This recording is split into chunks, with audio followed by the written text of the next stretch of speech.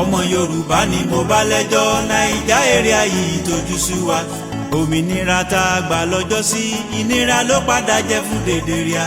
ilẹ̀ yìí sàn fún wàrà fún oyin wàrà rẹ̀ ń kọ́ òta ló fún bẹ́ẹ̀ ṣe báwọn àgbáyà oníjẹkújẹ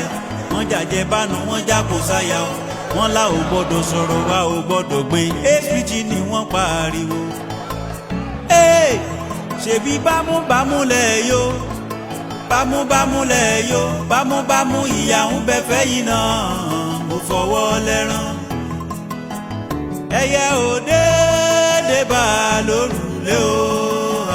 ọ̀rọ̀ màlẹ́ yẹ ń gbọ́ o ẹyẹ ò